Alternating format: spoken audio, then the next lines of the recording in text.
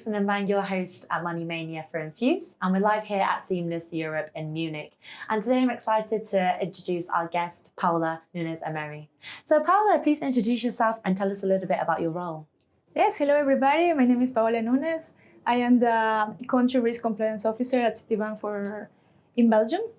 Well, currently my role has double position, meaning the compliance risk management on one side, on the other side the deputy AML, which will be related to AML regulations and being the point of contact between the company and the regulator in Belgium.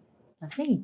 So we're at Seamless Europe here in Munich. What are you most excited about in the conference? It's super exciting actually to come to this kind of conference where I can, let's say, exchange with my peers. I can meet many other people from around the world that kind of do the same role as mine. It's super interesting, really. I have been doing some networking these last 2 days. I met so many, let's say, interesting people, visited some important company, and had the opportunity to, let's say, extend my network. So as country risk compliance officer, what do you think compliance teams in the financial sector need to be most mindful of in that department? I really think currently the compliance departments have a really crucial role. It's really important to have a robust system there. And also the same compliance officer need to have some skills. Personally, I am a lawyer. So, I mean, let's say I will have a plus there because I have like the side of interpretation of laws, kind of, I know how to read a regulation.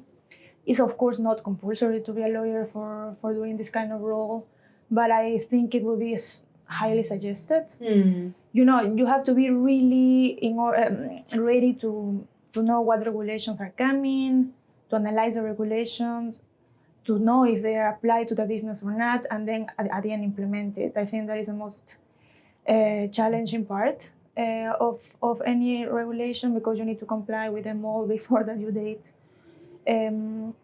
So I think that would be important. Let's say giving all the tools that a compliance officer would need and also work together with the other departments, meaning, I don't know, operations, finance.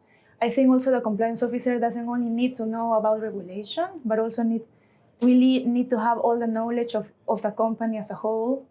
What are the, let's say, I don't know, risks. Exactly, yeah. But yeah, it's a really complete role.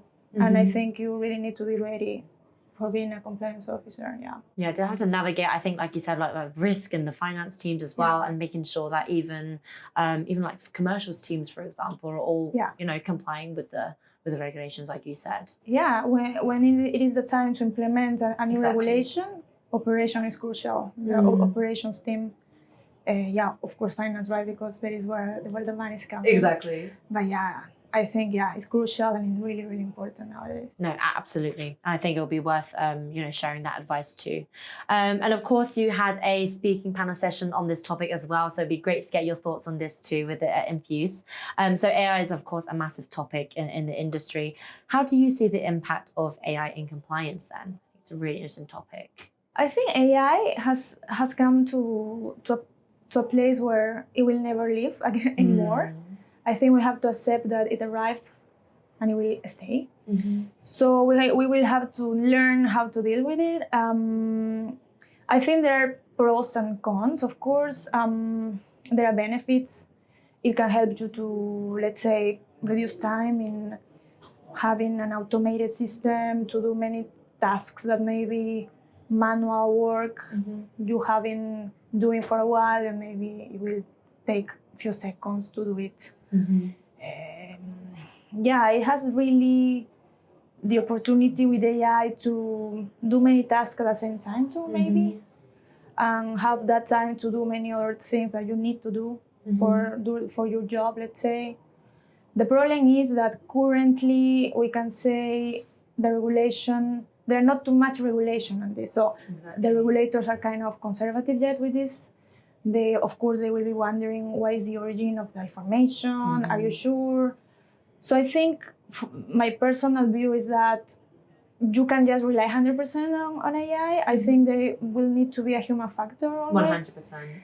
And I think we have to work together. Yeah. So human factor and AI together.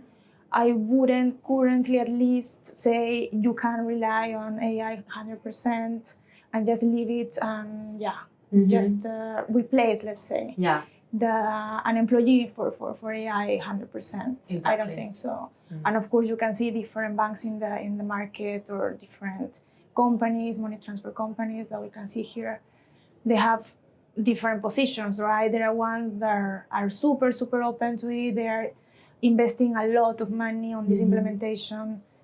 While, for example, there are others that are super reluctant to implement anything. They don't think that AI is a future. They are really conservative. And in the middle, you can have some other ones that are kind of doubting on how much money invest in this kind of sector, or just they are analyzing, let's say, the market. So we have different positions even now.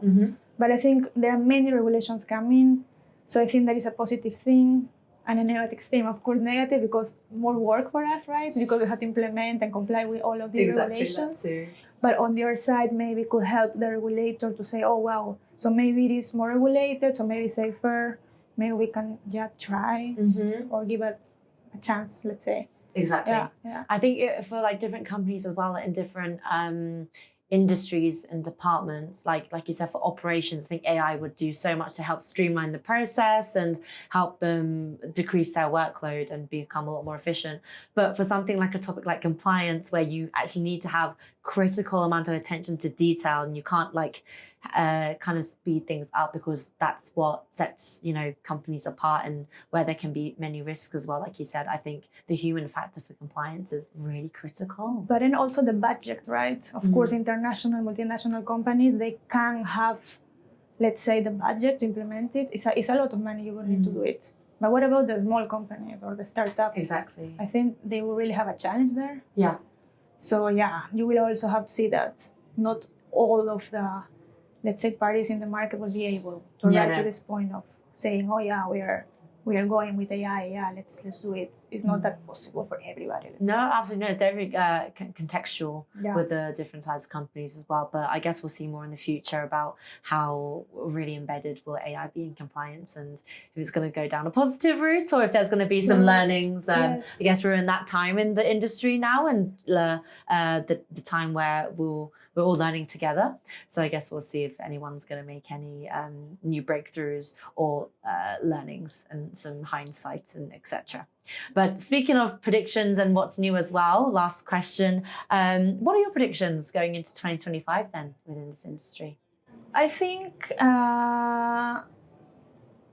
the most important parties of the market are going to try to work together. Okay. Meaning the financial institutions from one side, the regulator, and maybe all the vendors that we can see here in this event, for the benefit at the end of the consumer, right? Which is at the end our main concern, right? Is our goal, is our services to them. So I think at the end, maybe the client will be the one, or the consumer will be the one taking all the benefit from all of this, which at the end is the objective, I think. More regulation for sure coming. Of course, as you know now, there is a new authority of anti-money laundering, so based in Frankfurt here, here in Germany. So I think that would also is a plus.